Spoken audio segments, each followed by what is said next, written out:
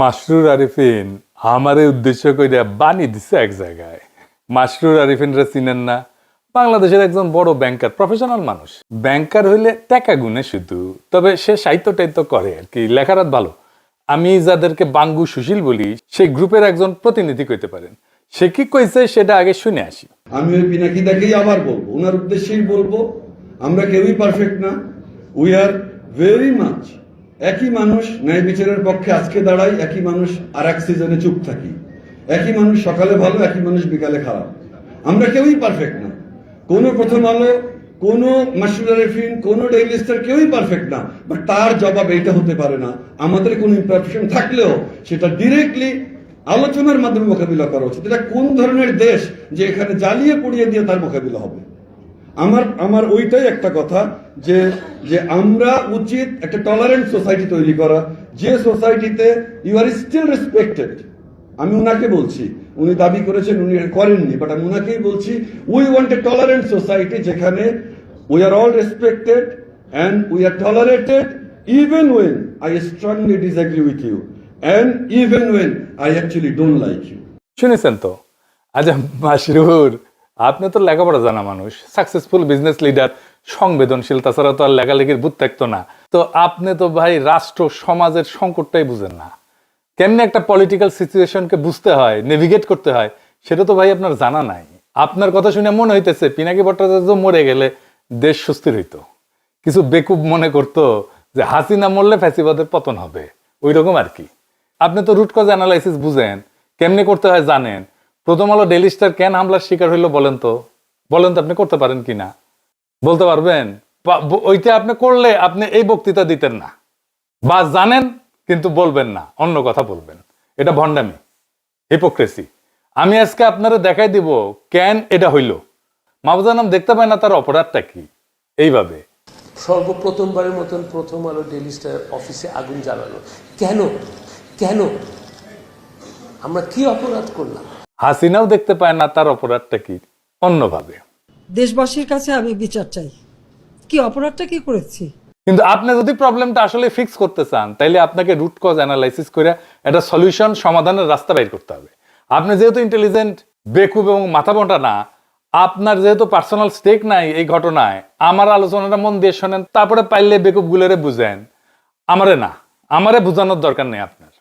আমি রাষ্ট্রটারে ঠিক করতে চাই এবং আমি জানি কেমনে ঠিক করা যায়। আমি রাষ্ট্রটা ভাঙতে চাই না, শক্তিশালী করতে চাই, দুর্বল করতে চাই না। যারা মানব বন্ধন করতেছেন, প্রতিবাদ করতেছেন, রাষ্ট্রটা আপনাদের হাতেই ছিল, এখন আপনাদের হাতেই আছে।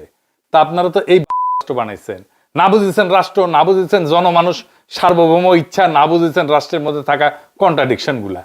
আপনারা তো সত্যিকার অর্থে রাষ্ট্র বানানোর চেষ্টায় নাই, কারণ আপনারা কেউ, আমি দায়িত্ব নিয়ে বলতেছি, কেউ না, যারা এলিট আছেন রাষ্ট্রটা বুঝেন না। কিছু মনে করেন না, এটাই সত্য। আসেন আজকে একটা একটা করে বুঝাই দিই, এই বিষয়ে কিছু জিনিস বুঝাই দিই। আমি আশা করি ছাত্রদের, তরুণদের, রাজনৈতিক দলের নেতারাও শুনবে আর বুঝার চেষ্টা করবে, আর আমার দর্শকেরা তো বুঝবেনি। আসেন আল্লাহর নামে শুরু করি। প্রথম আলো ডেইলি স্টারের অপরাধটা কি সেটা আমরা শহীদ হাদির বক্তব্য শুই না, তারপরে আলাপে ঢুকবো। আগে শোনেন হাদির বক্তব্য। প্রথম আলো কথাটা বলা খুব ক্রাইসিস আমাদের জন্য। এরপর এটুকুন বলি, দেখেন আমরা অনেকে প্রথম আলোকে শুধু একটা পত্রিকা মনে করি, এইটা আমাদের দেখবার ভুল। প্রথম আলো হলো বাংলাদেশে এমন একটি প্রতিষ্ঠান, এমন একটি এজেন্সি, যে একটা প্যারালাল রাষ্ট্র। আবার বলছি, প্রথম আলো একটা প্যারালাল রাষ্ট্র। এই কারণে একটা রাষ্ট্রের যেরকম অনেকগুলো উইং থাকে, যে উইং গুলো তাকে ফাংশন করে, প্রথম আলোর এমন কোনো উইং নাই যে উইং সে মেনটেন করে না। পত্রিকা এটা তার একটা ভার্সন, কিন্তু আপনি দেখেন না, এই পুরো গত 15-17 বছরে ফ্যাসিবাদের বয়ান নির্মাণে সব থেকে যে ন্যারেটিভ নির্মাণে যে সাহায্য করেছে এলিট ওয়েতে, সেটা প্রথম আলো। 101টা প্রমাণ দিতে পারবো সামনে বসে, এখন আমাকে সময় দিলে একদম তার কোটা আমার ফোনে আছে, আমার ফোনে সব, যে সে কি রিপোর্ট করেছে সবগুলো আছে। কিন্তু আপনি ভাবেন, হওয়ার কথা ছিল কি, এখন তো সে ভয়ে থাকার কথা, অ্যাটলিস্ট সে তার এই যে ফ্যাসিবাদের সে আপনি ভাবেন, তারা খালেদা জিয়াকে নিয়ে নিউজ করেছে। এই আজকেও দেখলাম যে বসুন্ধরার কাছে খালেদা জিয়ার কনসেন্ট নিয়ে 100 কোটি টাকা চেয়েছে তারেক রহমান, হেডলাইন। এখন এই যে বিএনপিকে ভিলেনাইজ করে তোলা, এইটা কি আসলে বিএনপি করেছে? অথবা বিএনপি এটার বিরুদ্ধে মামলা করেছে? মামলা কিন্তু করে নাই। এখন এরকম একটা তো কথা আমি আপনাকে শুধু কেন বললাম, আপনি প্রথম আলোকে বুঝতে হলে, আমি অনেক আগে একটা টকশোতে একটা শব্দ ব্যবহার করেছিলাম, আজকে আবার বলি, এটা হলো প্রথম আলো সিনড্রোম।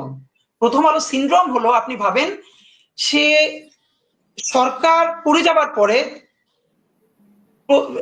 গত 2 বছর আগে সম্ভবত, আর 21 বা 22-এ প্রথম আলো তার প্রথম পেজে শেখ হাসিনার জন্মদিন উপলক্ষে, যদিও ওটা স্পন্সার ছিল, সম্ভবত বিজ্ঞাপন ছিল, তার জন্মদিনের শুভেচ্ছা চেপেছে 1 পৃষ্ঠা জুড়ে।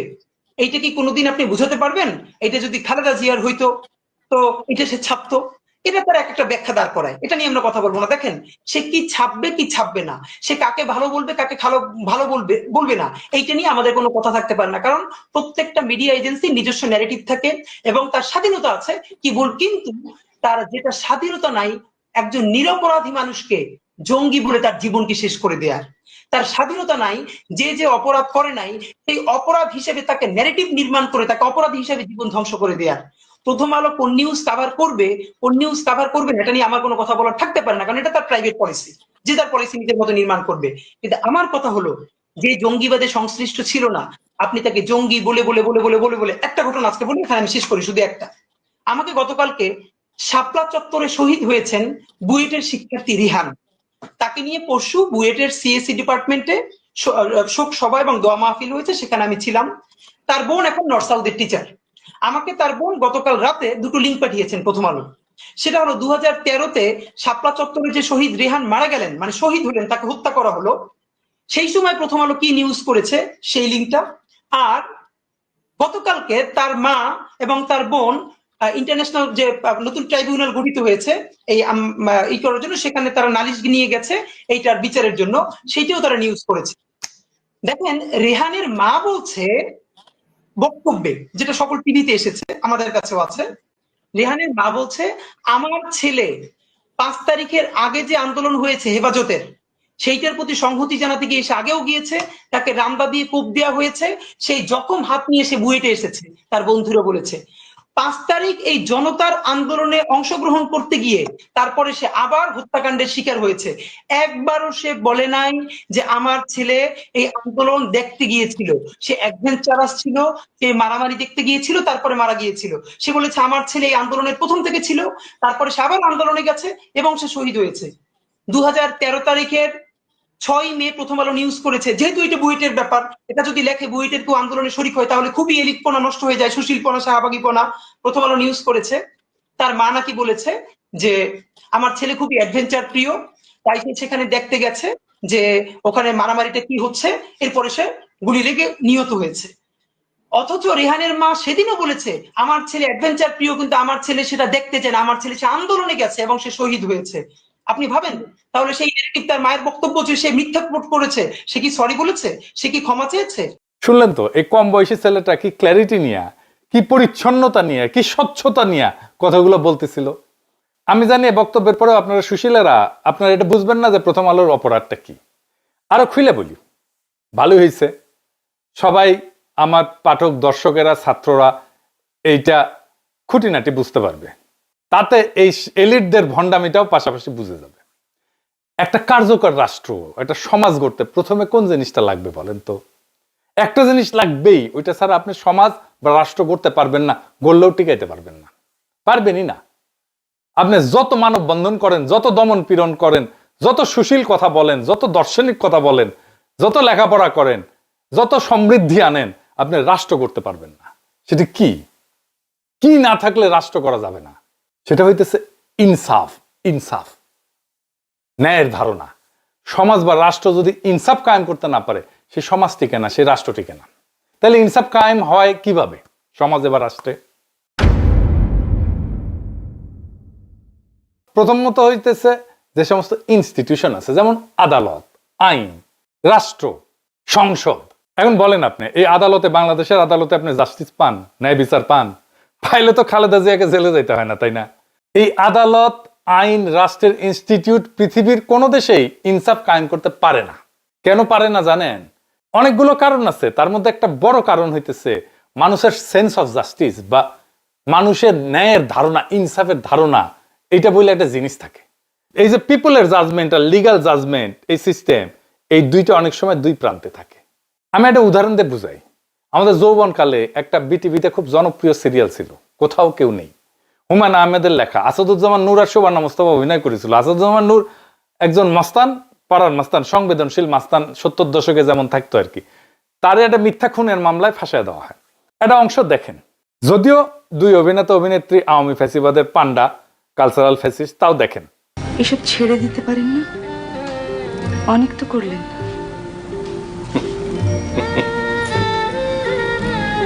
হাসছেন কেন? ছেড়ে দিতে ইচ্ছে করে, মাঝে মধ্যে খুব ভদ্রলোক হইতে ইচ্ছা করে, খুব আফসোস হয়। মনে হয় ভদ্রলোক হইতে পারলে তুমিও তোমার সঙ্গে কঠিন ব্যবহার করতে না, তাহলে হয়তো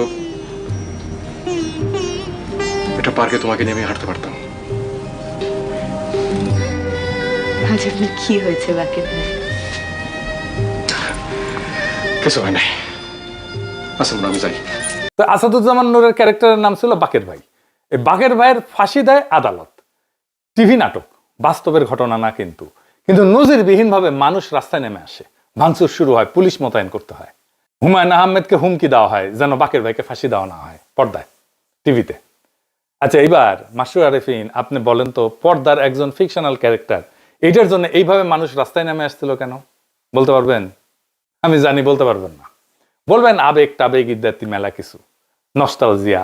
এইখানে মানুষের সেন্স অফ জাস্টিস আক্রান্ত হয়েছিল, ন্যায়ের ধারণা, ইনসাফের ধারণা আক্রান্ত হয়েছিল। মানুষ মনে করছিল আরে এটা তো বেইনসাফি, তাই টেলিভিশনে হইলেও সেটা ঠেকাইতে গেছিল।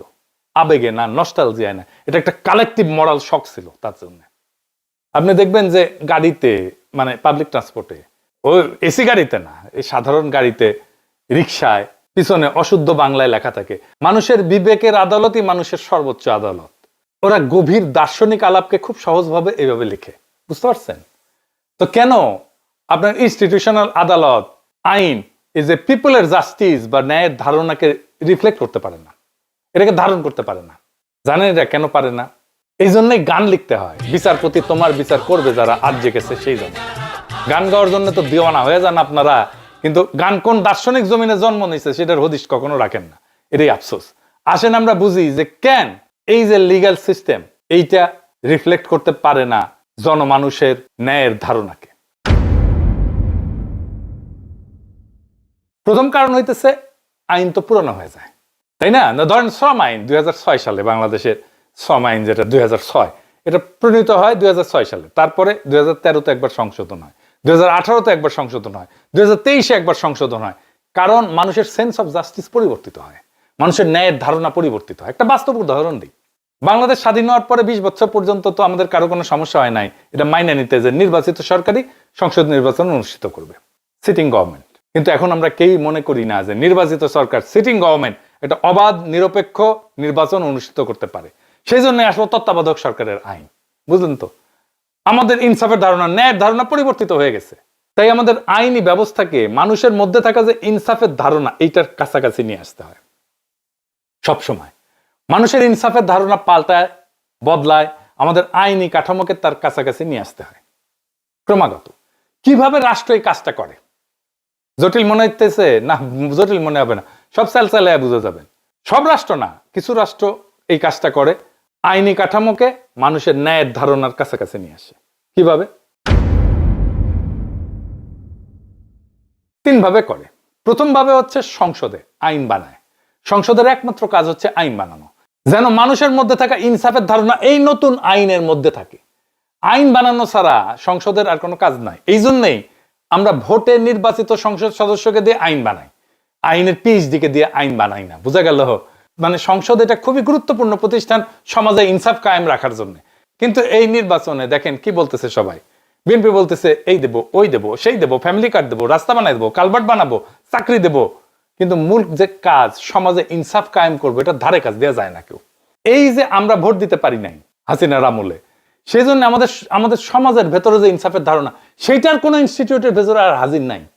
সেই জন্য ভোটে দিতে কারচুপি বন্ধ করা, এটা শুধু অবাধ নির্বাচনের জন্য দরকার না, সমাজে ইনসাফের ধারণা যেন কলুষিত না হয়, সেজন্যও দরকারি কারচুপি যেন বন্ধ হয়, নির্বাচনে ফেয়ার যেন হয় ইলেকশনটা। এখন ধরেন আইন বানাইতে তো টাইম লাগে, তো এই টাইমের মধ্যে আমি কিভাবে চেষ্টা করব যে সমাজের ইনসাফের ধারণাকে আইন এবং বিচারের মধ্যে প্রতিফলিত করতে?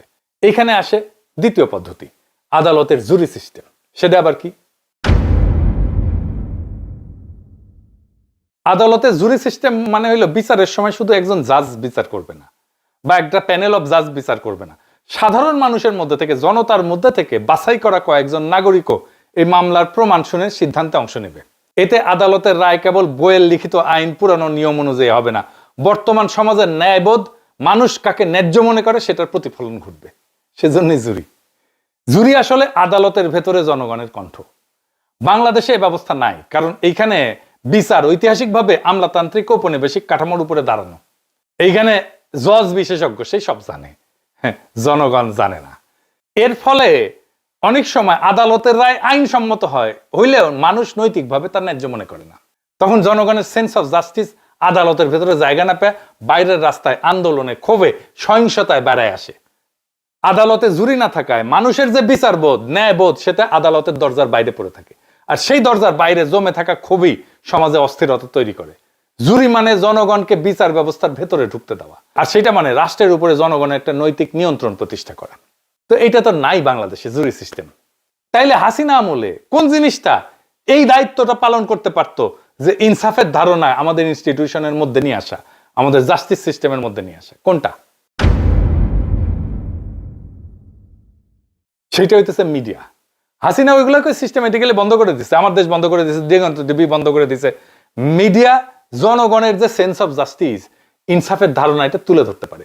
কারণ দার্শনিকভাবে মিডিয়াই সেই জনপরিসর যেখানে আইন না, নৈতিক বৈধতা গঠিত হয়, সত্য তৈরি হয়, ন্যারেটিভ তৈরি হয়। আর মিডিয়া যদি এই দায়িত্ব ছেড়ে দিয়ে কেবল ক্ষমতার ভাষা অনুবাদ করে, তাইলে জনগণের সেন্স অফ জাস্টিস বা ইনসাফের ধারণা আদালতে বা সংসদে না, রাস্তায়, ক্ষোভে, সহিংসতায় প্রকাশ পায়। ইতিহাসে বারবার দেখা গেছে মিডিয়া নীরব হলে ন্যায় বিচার শব্দ হারায়, আর শব্দ হারাইলে মানুষ তখন শরীর দিয়ে কথা বলতে চায়। ফরাসি দার্শনিক এতিয়ান বালিভার উনি বলছেন যে counter violence born from exclusion. আপনি যখন আমার কণ্ঠস্বরকে থামাই দিবেন, বন্ধ করে দিবেন, তখন এটা ভায়োলেন্স হিসেবে বাড়ায় আসে, সহিংসতা হিসাবে বাড়ায় আসে। ওই যে হাদি বলছে না শহীদের মায়ের কথা, এটা শুধু চাপাই দেয় নাই প্রথম আলো, সে তার বক্তব্যকে বিকৃত করছে। আবার দেখেন ওই অংশটা, রিতা সাহেব। আমাকে গতকালকে শাপলা চত্বরে শহীদ হয়েছেন বুয়েটের শিক্ষার্থী রিহান, তাকে নিয়ে পরশু বুয়েটের সিএসসি ডিপার্টমেন্টে শোক সভা এবং দোয়া মাহফিল হয়েছে, সেখানে আমি ছিলাম। তার বোন এখন নর্থ সাউথের টিচার। আমাকে তার বোন গতকাল রাতে দুটো লিঙ্ক পাঠিয়েছেন প্রথম আলো।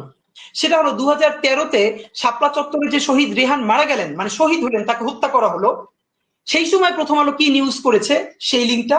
আর গতকালকে তার মা এবং তার বোন ইন্টারন্যাশনাল যে নতুন ট্রাইব্যুনাল গঠিত হয়েছে এই করার জন্য, সেখানে তারা নালিশ নিয়ে গেছে এইটার বিচারের জন্য, সেইটাও তারা নিউজ করেছে। দেখেন রেহানের মা বলছে বক্তব্যে, যেটা সকল টিভিতে এসেছে, আমাদের কাছেও আছে, রেহানের মা বলছে আমার ছেলে 5 তারিখের আগে যে আন্দোলন হয়েছে হেফাজতের, সেইটার প্রতি সংহতি জানাতে গিয়ে সে আগেও গিয়েছে, তাকে রামদা দিয়ে কোপ দেওয়া হয়েছে, সেই জখম হাত নিয়ে সে বুয়েটে এসেছে। তার বন্ধুরা বলেছে 5 তারিখ এই জনতার আন্দোলনে অংশগ্রহণ করতে গিয়ে তারপরে সে আবার হত্যাকাণ্ডের শিকার হয়েছে। একবারও সে বলে নাই যে আমার ছেলে এই আন্দোলন দেখতে গিয়েছিল, সে অ্যাডভেঞ্চারাস ছিল, সে মারামারি দেখতে গিয়েছিল, তারপরে মারা গিয়েছিল। সে বলেছে আমার ছেলে এই আন্দোলনের প্রথম থেকে ছিল, তারপরে সে আবার আন্দোলনে গেছে এবং সে শহীদ হয়েছে। 2013 তারিখের 6 মে প্রথম আলো নিউজ করেছে, যেহেতু এটা বুয়েটের ব্যাপার, এটা যদি লেখে বুয়েটের কেউ আন্দোলনে শরিক হয় তাহলে খুবই এলিটপনা নষ্ট হয়ে যায়, সুশীলপনা, শাহবাগীপনা। প্রথম আলো নিউজ করেছে তার মা নাকি বলেছে যে আমার ছেলে খুবই অ্যাডভেঞ্চার প্রিয়, তাই সে সেখানে দেখতে গেছে যে ওখানে মারামারিটা কি হচ্ছে, এরপরে সে গুলি লেগে নিহত হয়েছে। অথচ রেহানের মা সেদিনও বলেছে আমার ছেলে অ্যাডভেঞ্চার প্রিয়, কিন্তু আমার ছেলে সেটা দেখতে চায় না, আমার ছেলে সে আন্দোলনে গেছে এবং সে শহীদ হয়েছে। আপনি ভাবেন তাহলে সেই নেগেটিভ তার মায়ের বক্তব্য যে সে মিথ্যা রিপোর্ট করেছে, সে কি সরি বলেছে, সে কি ক্ষমা চেয়েছে? শুধু কি তাই, আমরা হাদির কাছ থেকে শুনি যারা হাসিনার ফ্যাসিবাদের বৈধতা তৈরি করছিল তাদের প্রথম আলো কিভাবে রক্ষা করতে আসছিল। দেখেন, ইসলামী ব্যাংক দখলের ন্যারেটিভ কে নির্মাণ করেছে জঙ্গি ব্যাংকিং বলে, যে জঙ্গি অর্থায়ন হয় ইসলামী ব্যাংক থেকে, তা আওয়ামী লীগ তো তারপর গত আরো 10 বছর ক্ষমতায় ছিল, তারপরও এর মধ্যে ইসলামী ব্যাংক কয় জায়গায় জঙ্গি অর্থায়ন করছে তার তো প্রমাণ নিশ্চয়ই তার কাছে থাকার কথা। যেহেতু নাই, তাইলে আপনি আবুল বারাকাতের কোনো বিচার করছেন যে সে এই যে যুগলবন্দি কলাম লেখা লেখা ইসলামী ব্যাংকে ধ্বংস করতে দিল? কই, বরং কি হইল, আবুল বারাকাতের আমলে কি সুশীল, অথচ তার সময় কত টাকা জনতা ব্যাংক থেকে বেহাত হয়েছে আওয়ামী লীগের কাছে। আপনি যখন ঘৃণা ভরে তার বিরুদ্ধে মামলা করবেন কেন? যদি হাসিনা প্রধানমন্ত্রী থাকার কারণে হাসিনার র্যাবের প্রধান গুলি করে মানুষ মারলে তার যদি দায়ভার হাসিনার উপর যায়, তাহলে জনতা ব্যাংকের চেয়ারম্যান থাকার পর জনতা ব্যাংক থেকে যে হাজার হাজার কোটি টাকা পাচার হয়েছে তার দায় আবুল বারাকাতের উপরে যাবে না? না, সেটা আবার যাবে না। এই হলো বঙ্গবুদ্ধিজীবিতা। বরং তারে যখন সেইটার জন্য অ্যারেস্ট করা হবে তখন প্রথম আলোতে যুগলবন্দি কলম আসবে, আমরা একজন শিক্ষকের এইরকম অবমাননা দেখতে চাই না। অথচ এই শিক্ষক অর্থ পাচারকারী শুধু না, ব্যাংক লুটেরাদের ন্যারেটিভ নির্মাণ করছে। এরকম তো 50 জনের নাম বলতে পারবো, তাদের ব্যাপারে আমাদের ডকুমেন্টেশন কই? তো বাংলাদেশের জনগণের ভোটের অধিকার নাই, কথা বলার অধিকার নাই, জুরি সিস্টেম নাই, কিন্তু মিডিয়া সেই ফাংশনটা নিতে পারতো, নেয় নাই। শুধু যে নেয় নাই তাই না, তারা ফ্যাসিবাদের পক্ষে দাঁড়াইছে। হাসিনার বিরোধী মত দমনের অন্যতম হাতিয়ার জঙ্গি ন্যারেটিভ, এটা কারা বানাইছে? প্রথম আলো বানাইছে। কত নিরীহ মানুষকে ক্রস ফায়ারে দিছে, আয়না ঘরে নিছে, বাড়ির মধ্যে ঢুকাই বাইরে থেকে সিটকানি লাগাই দিয়ে উড়াই দিছে বাড়ি বোমা দিয়ে। কোনো হিসাব আছে? কত মানুষ এমন আর্টিকেল ছাপাইছে যে একজন রিলিজিয়াস মুসলিম যে প্র্যাকটিসের মধ্যে দিয়া, জীবন চর্চার মধ্যে দিয়া যায়, সেটারে জঙ্গি বলে তকমা দিছে। আপনার সন্তান জঙ্গি হচ্ছে না তো? পরে দেখেন, আপনি দেখবেন একজন রিলিজিয়াস মুসলিম যা যা প্র্যাকটিস করে সেটাকে জঙ্গি হিসেবে ট্যাগ দিছে এখানে। সাহেব দেখেন, জঙ্গি হিসেবে তাদের কত কত কতগুলো লেখা লিখছে, কত দেখেন, একটার পর একটা দেখান। দেখাইতে গেলে আজকের এপিসোড আর শেষ হবে না। তাই জাস্টিস সিস্টেম বা আইন আদালত আর জনগণের সেন্স অফ জাস্টিস, এই দুইটার মধ্যে দেয়া নেয়া বা সার্কুলেশন বন্ধ হইলে জনরোষ জন্মায়। এই জনরোষ সিস্টেম ফেলিওরের বাই প্রোডাক্ট। জনগণ বিশৃঙ্খলা করতে চায় না, জনগণের এজেন্ডা না এটা, সে শান্তি চায়। বিশৃঙ্খলা আসে যখন তার এজেন্ডায়, তার কথায় কেউ কর্ণপাত করে না। বিপ্লবের পরে প্রথম আলোতে গিয়া ছাত্র উপদেষ্টারা বই প্রকাশ করলো, প্রোগ্রাম করলো, জনগণ বিস্ময়ের সাথে লক্ষ্য করলো যাদের এই ফ্যাসিবাদ কায়েমের জন্য জেলে নেওয়া দরকার ছিল, জবাবদিহিতার মধ্যে আনার দরকার ছিল, তারাই ম্যানেজ করে ফেললো বিপ্লবের মধ্যে থেকে তৈরি হওয়া ক্ষমতাকে। কি তামাশা! 1971-এর ক্ষত যেমন মেরামত করতে হবে, ঠিক একইভাবে হাসিনার দীর্ঘ শাসন আর 24-এর ক্ষত নিরাময় করতে হবে। এইটা যে ক্ষত, সেটাই তো স্বীকার করে না। প্রথম আলো ডেইলি স্টার জিন্দেগিতে ক্ষমা চাইছে যে আমরা 111 করছি, বিদেশি 2 রাষ্ট্রের সাথে গুটু কইরা। এটা তো রাষ্ট্রদ্রোহ। রাষ্ট্রদ্রোহ ইন্ডিয়া আর আমেরিকার সাথে গুটু কইরা 111 করছে, তার সাথে আর্মি। প্রথম আলো ডেইলি স্টার করছে, কোনোদিন মাপ চাইছে? মাপ চাই নাই। কোনোদিন বলছে যে আমরা হাসিনা শাসনের বৈধতা উৎপাদন করছি? প্রফেসর ইউনূস মিডিয়া সংস্কারের কমিশনের প্রধান যারা বানাইলেন, সেই প্রথম আলোর সাথে সংশ্লিষ্ট। আপনারা মাইরা পিটায় ঠান্ডা করে দিতে পারবেন হয়তো, সাময়িক। এই ক্ষোভ ছাইচাপা আগুনের মতো থাকবে। এখন আমরা কইতে পারেন সলিউশন কি?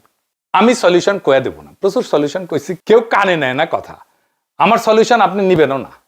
নিজেকে আগে প্রশ্ন করেন, প্রশ্ন করে দেখেন আপনি আসলে এই অবস্থার অবসান চান কিনা। অবসান চাইলে আগের কোনো সিস্টেম এটা সলভ করতে পারবেন না। আপনারা অনেক কিছু করতে পারবেন, কিন্তু এটা ভুলেন না আন্তর্জাতিক মিডিয়া আপনাদের প্রো ইন্ডিয়া বলে। এইটা সাহেব দেখা দেন কোথায় প্রো ইন্ডিয়া লিখেছে। আমি এটা বুঝি না কেন প্রথম আলো ডেইলি স্টারের মালিক পক্ষ মাহফুজা নাম আর মতিউর রহমানের কর্তৃত্বের উপরে, তাদের উইজডমের উপরে ভরসা করতেছে। এই জন্যই পাবলিক ওয়াচ লাগে। এটা যদি শেয়ার মার্কেটে শেয়ার টেয়ার থাকলো না, শেয়ার হোল্ডাররা ক্যাক করে ধরলো না। কেন তারা একটা কনস্ট্রাকটিভ এনগেজমেন্টের দিকে যাচ্ছে না? তারা মনে করতেছে বিএনপিকে তো ম্যানেজ করেই ফেলেছি, সব ঠিক করে ফেলবো। জি না, দুনিয়া বদলায় গেছে, ক্ষমতার এখন প্রচুর কেন্দ্র। বিএনপি বাংলাদেশের ন্যারেটিভ নিয়ন্ত্রণ করে না। এটা যতদিন আপনারা ঝুলাই রাখবেন ততদিন আপনাদের সমস্যার সমাধান জটিল থেকে জটিলতর হবে। বাংলাদেশের সমস্যা বিশৃঙ্খলা না, বাংলাদেশের সমস্যা জনতা না, বাংলাদেশের সমস্যা অপরাজনীতিও না। বাংলাদেশের সমস্যা হলো রাষ্ট্র এবং জনগণের ন্যায়বোধের মধ্যে সার্কুলেশন বন্ধ হয়ে যাওয়া। যে রাষ্ট্র জনগণের ইনসাফের ধারণাকে আইনে ঢুকতে দেয় না, আদালতে শুনতে দেয় না, ভোটে আপডেট হইতে দেয় না, আর মিডিয়ায় উচ্চারিত হইতে দেয় না, সেই রাষ্ট্র একদিন আবিষ্কার করে মানুষ আইন দিয়া কথা বলে না, মানুষ তখন শরীর দিয়া কথা বলে। এই জন্যেই রাস্তায় আগুন লাগে, এই জন্যেই জনরোষ জন্মায়, এই জন্যেই সুশীল ভদ্র বিশ্লেষণ, পুতু পুতু কথা, এগুলো কোনোটাই কাজে লাগে না। কারণ জনগণের জন্য তো জনরোষ কোনো এজেন্ডা না, এটা সিস্টেম ফেলিওরের বাই প্রোডাক্ট। আপনারা যারা মনে করেন কিছু মানুষকে চুপ করাইলে, কিছু মানুষকে মেরে ফেললে হাদির মতো, কিছু নেতা সরাই দিলে, কিছু ক্ষমতার সাথে সিস্টেম করে ঘুটু করে আসলে রাষ্ট্র সুস্থ হবে, সুস্থির হবে, আপনারা ভুল জায়গায় চিকিৎসা করতেছেন। রোগটা তো ব্যক্তির না, রোগটা মতেরও না, রোগটা দলেরও না, রোগটা হলো রাষ্ট্র জনগণের বিচারবোধকে, ন্যায়বোধকে রাষ্ট্রের ভিতরে ঢুকতে দেয় না। আর যে রাষ্ট্রে ইনসাফ কায়েম করতে পারে না, সে রাষ্ট্র যত উন্নয়ন করুক, যত সমৃদ্ধি করুক, যত মানব বন্ধন করুক, যত সুশীলতা দেখাক, সেটা টিকবে না। যত শক্তি দেখাক, টিকবে না। এটা হুমকি না, এটা ভবিষ্যৎবাণীও না, এটা ইতিহাসের নিয়ম। এখন প্রশ্ন একটাই, আপনারা কি সত্যি এই অবস্থার অবসান চান, নাকি শুধু আগুন নিবায় দমন পীড়ন কইরা, কিছু গ্রেপ্তার টেপ্তার কইরা, ভয় টয় দেখায়া আগুনের আসল কারণটা আগলায় রাখতে চান? যদি মনে করেন যে এটার চূড়ান্ত ফয়সালা করতে হবে, তাহলে ইনসাফকে প্রতিষ্ঠা করতে হবে, সবকিছু ঠিক হয়ে যাবে। লিখে রাখতে পারেন, সেই ইনসাফ প্রতিষ্ঠার লড়াইয়ে বাংলাদেশ আছে, সেইটার সাথে সামিল হন, সব ঠিক হয়ে যাবে ইনশাল্লাহ। ইনকিলাব জিন্দাবাদ।